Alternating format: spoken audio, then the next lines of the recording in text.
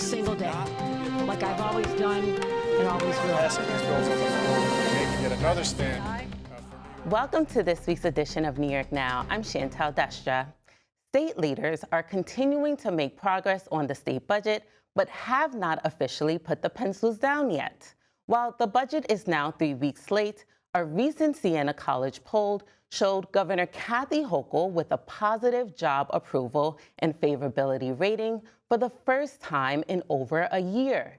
New Yorkers seem to be largely supportive of the measures backed by the governor throughout budget negotiations. Those measures include discovery reform, involuntary commitment, mask bans, and restricting cell phones in schools. But it's important to note that 2/3 of voters said that they are at least a bit concerned that the final budget has not been passed yet. As always, we'll continue to bring you budget updates right here on the show. Now turning to national headlines. Recently, President Donald Trump signed an executive order that moved to ban the teaching of diversity, equity, and inclusion topics in grades K through 12. In New York, several lawmakers argue that the state should stand up and be a leader and be able to dictate its own curriculum. So naturally, we wanted to take a look at New York's approach to teaching DEI in public schools. Here's that story from our Elise Klein. New York State legislators are trying to improve diversity in the state's public schools history curriculum. In Albany, lawmakers are fighting for a reintroduced bill that would require public schools, both elementary and high school, to integrate Asian American, Native Hawaiian, and Pacific Islander history into the social studies curriculum. State Senator John Liu, a Democrat representing parts of Queens and a lead sponsor of the bill in the upper chamber, stresses that this legislation could help reduce anti-Asian hate at a time when the state and the nation have seen increased hate crimes. We all know, everybody recognized that we had several years of extreme anti-Asian hate, and people have proposed different solutions from enhanced criminal penalties to more enforcement. I think those are important, but really the way to eradicate anti-Asian hate is through education. Liu adds hate is the result of ignorance and fear, stressing the coronavirus brought out a lot of anti-Asian hate.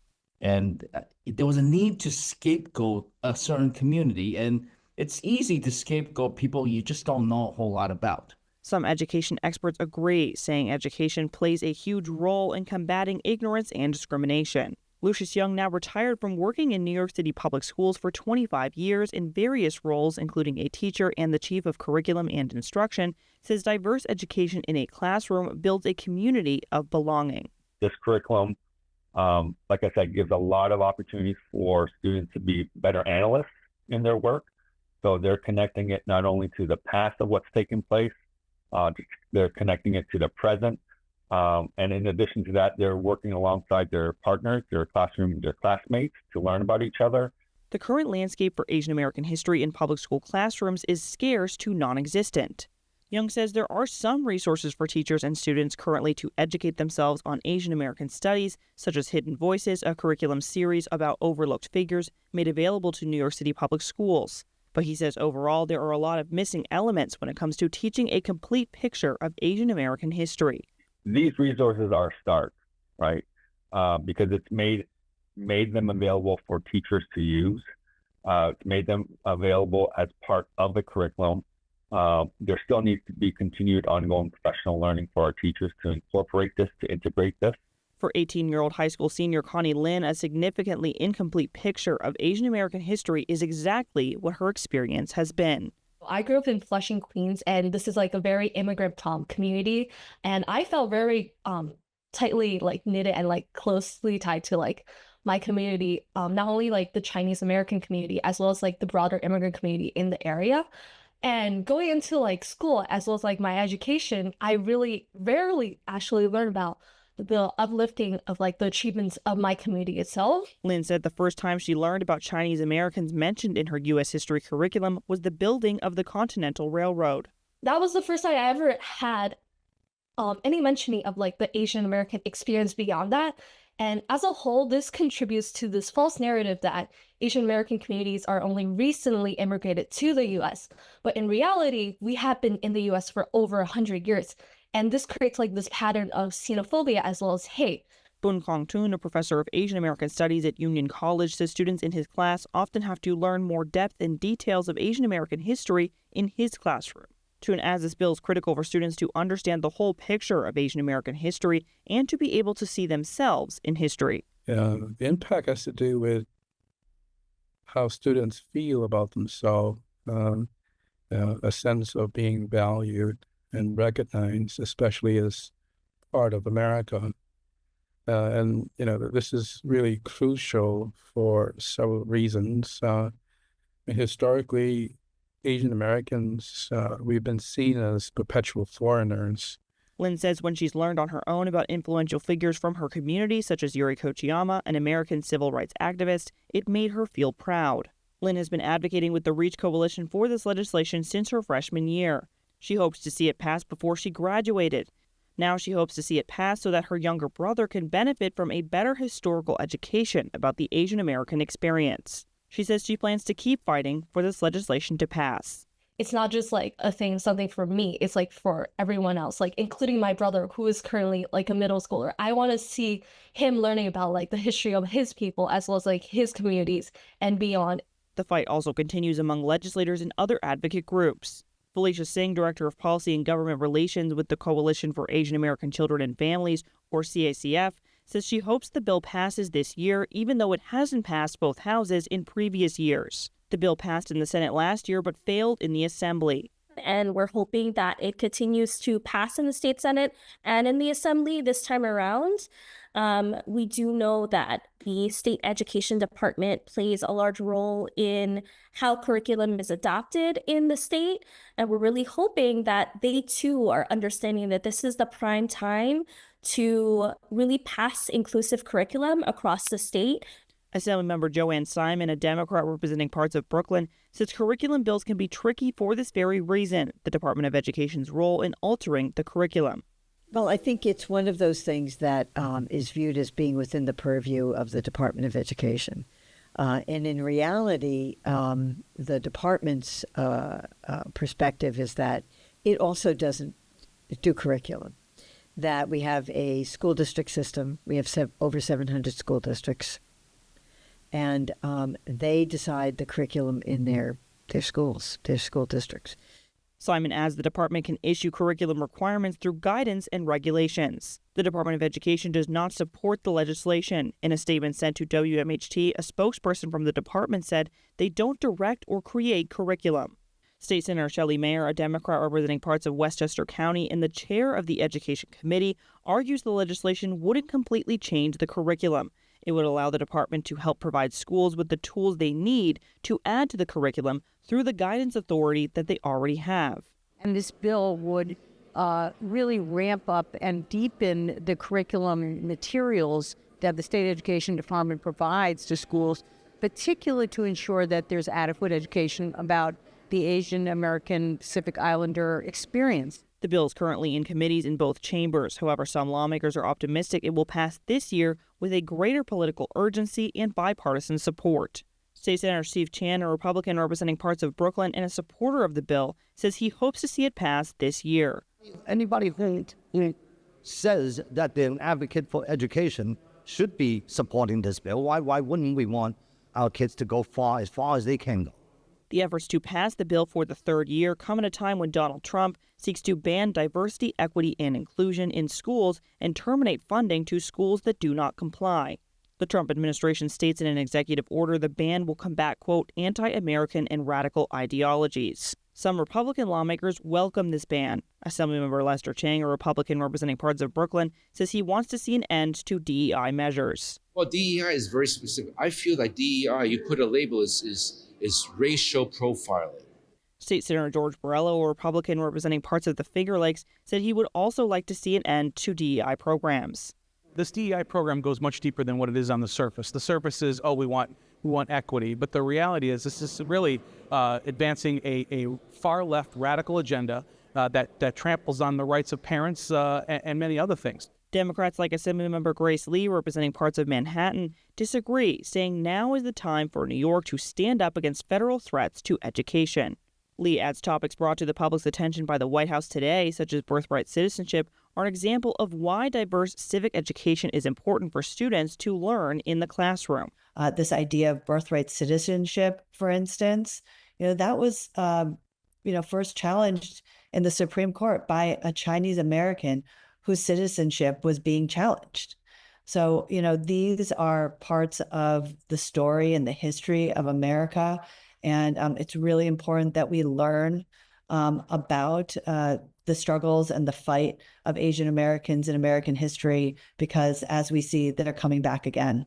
Birthright citizenship being challenged by Trump is guaranteed by the 14th Amendment in the United States Constitution. The principle was later confirmed in 1898 by a Supreme Court case, U.S. v. Wong Kim Ark, which clarified that children born in the U.S. to immigrant parents are citizens regardless of their parents' immigration status. In response to Trump's executive order limiting birthright citizenship, 3 federal judges ordered the government to be prohibited from enforcing the president's order. Now the issue heads to the Supreme Court, bringing the subject before justices once again nearly 130 years later. They are expected to hear oral arguments on May 15th. Mike Hua Wen, an assistant professor of education at NYU, says it's important for students to have knowledge of this historical context. He says he didn't learn of Wong Kim Ark's case until he got to a college Asian American studies classroom. It provided me with a broader understanding of of our amendment, of birthright citizenship, and a broader understanding of how our country operates. And so we need to make sure that students have a really full understanding of our histories, of how our complex and how diverse our histories are, in order for them to become critical citizens. Liu says the pressure from changes at the federal level around DEI programs and education could work toward state legislators' advantage with legislation like this. He makes the case that it could also work against them. Liu adds he hopes it's the former, and other lawmakers agree. Assemblymember Michael Salages, a Democrat representing parts of Nassau County and the chair of the Black, Puerto Rican, Hispanic, and Asian Legislative Caucus, says New York should stand up and be a leader, emphasizing it is the state's right to dictate its curriculum. There's a term that says that history is written by the winners, and we have to make sure that we're having students understand that history, although it's hurtful, it's something that we need to talk about so that we can be better in the future. Salages stresses it's important for schools to teach about all of New York's diverse communities. Another bill lawmakers hope to pass would also improve the state's curriculum around Black history and teachings of slavery and race. Salages says the way Black history is taught in schools is inadequate, too often limited to few historical figures and watered-down narratives.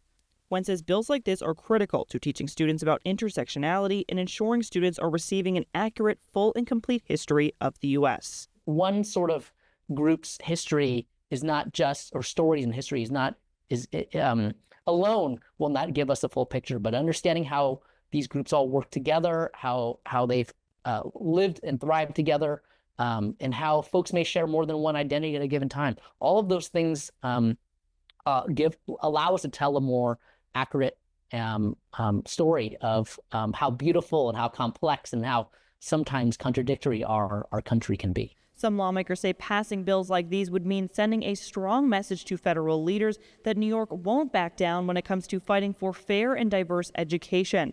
With about 2 months left of the legislative year, we'll have to see just how far these policies go. Elise Klein, New York Now. The State Commission on Ethics and Lobbying in Government has been charged with overseeing and regulating ethics and lobbying activities in the state. Since it was first established just 3 years ago, the body has faced an uphill battle in solidifying its constitutionality. But earlier this year, the Court of Appeals ruled in favor of the Commission's creation and its structure. We sat down with Sanford Berlin, who serves as Executive Director of the Commission, to discuss its work and the request for state funding in the budget this year. Here's that interview. Thank you so much for joining us today, Sandy. Thank you, Chantel. Now, for our viewers who may not be familiar, what is the State Commission on Ethics and Lobbying in Government tasked with, and what is your jurisdiction? We are tasked with enforcing the state's conflict of interest and ethics laws, as well as the lobbying laws governing lobbying activity at both the state and the local levels. We also provide ethics training to the entire executive workforce. That's over 330,000 individuals. We process financial disclosure statements from approximately 34,000 state employees every year. We handle over 70,000 lobbying filings annually.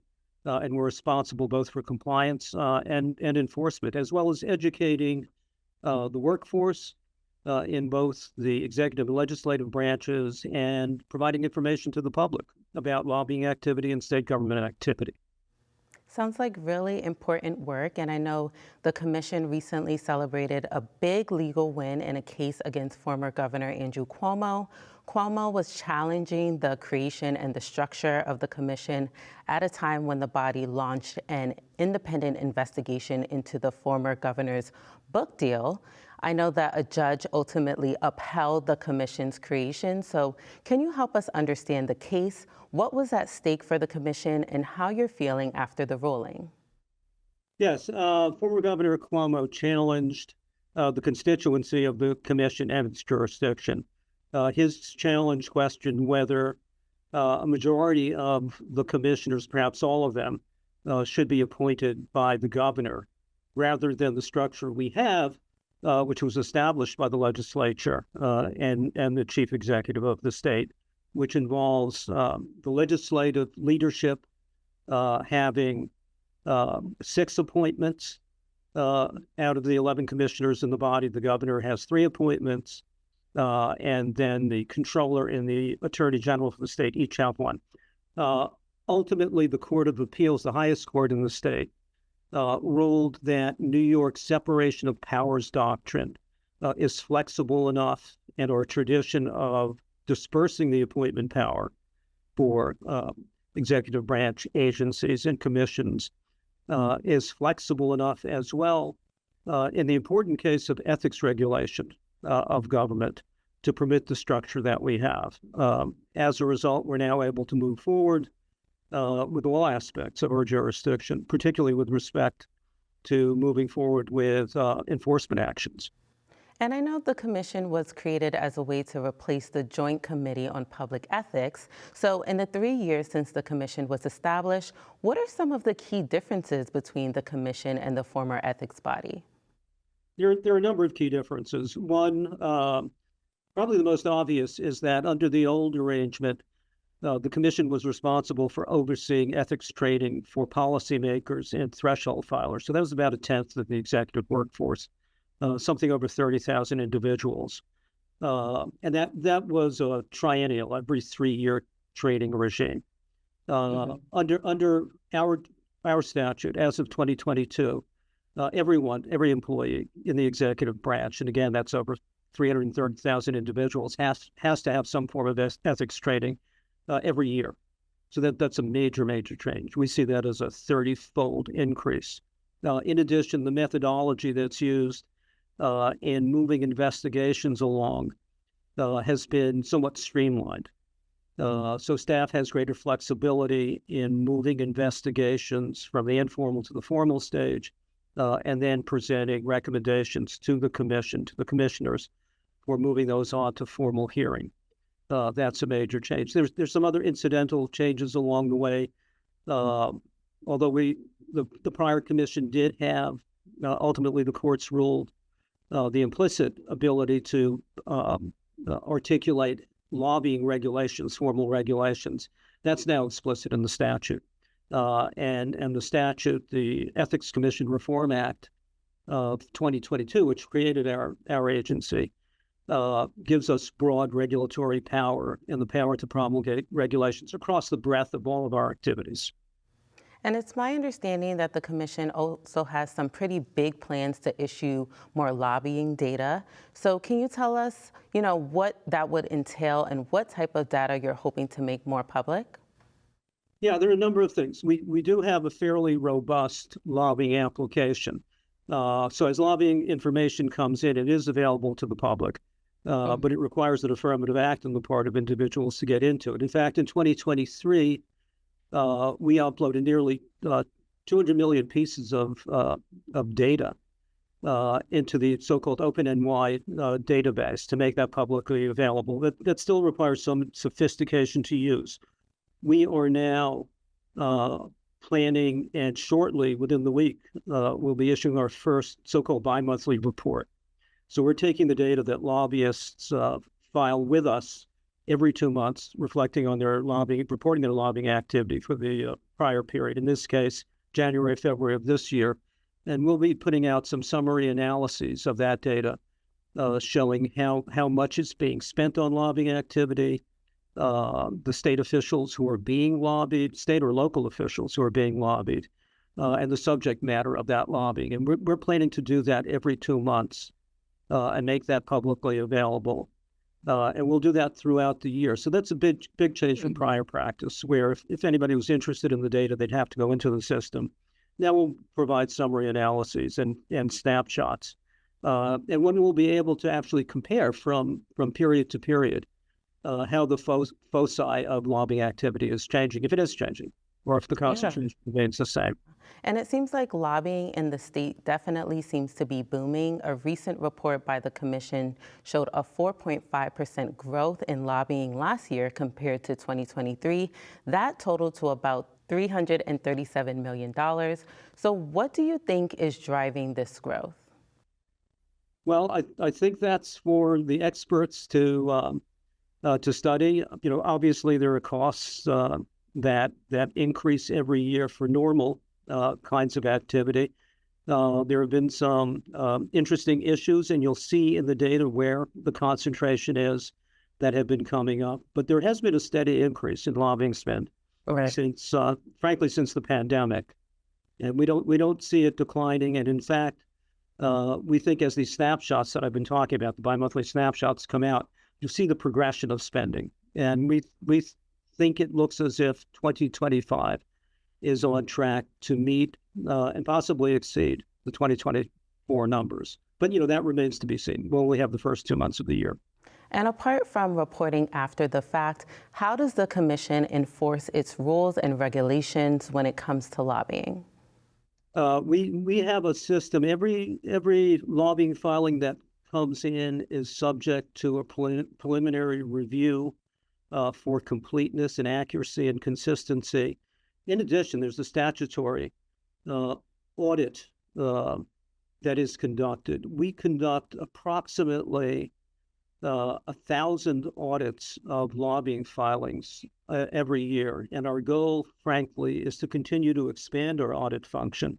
It's a randomized system that's used. It's dictated by statute. We have outside vendors making the selections for us, so there's no question of any kind of targeting or anything like that taking place. So it is a random process, but it's very, very thorough. And we find that it's very effective. And frankly, our goal is to increase the number of audits that we do. Over the past year, we're going to have a greater focus on so-called source of funding disclosures. The statutes do require in certain circumstances when certain thresholds are met in lobbying spending by certain kinds of entities, that sources of their funding for their activities generally be disclosed. And we're going to put a closer emphasis on examining those sources. And again, all of that information is publicly available as it's filed. And of course, it is budget season at the state capitol, and leaders are actively negotiating a final deal. So what type of funding is the commission looking for in the final agreement? We have requested an increase. Our current budget is just under, for the past year, $8.1 million. We have requested an increase of just over $844,000. The majority of that is for increased staffing. And frankly, it's to achieve the staffing plan that the legislature approved in prior budgets, but which for a number of reasons, including the fact of the Cuomo litigation, we haven't achieved. We want to go forward with filling out our full staffing plan, going from a head count currently of about 58 to a head count of 68. We need some more space for our training function, which we continue to expand to meet that very large commitment that we have to ensuring that there's ethics training every year for every member of the state workforce. And of course, our costs are going up as well for all kinds of things. We've improved our technology, particularly in our investigation and enforcement unit. We want to upgrade our technology in our financial disclosure unit. And we have some expansions in our auditing software that all entail expense. Well, unfortunately, that's all the time that we have for today. Thank you so much for taking the time to speak with us today, Sandy. Chantel, thank you so much for giving me and the commission this opportunity. It's very much appreciated. And we were speaking with Sanford Berland, Executive Director of the New York State Commission on Ethics and Lobbying in Government. And for more information on the work of the commission, you can visit our website. That's at nynow.org. Well, that does it for this edition of New York Now. Thank you for tuning in, and see you next week.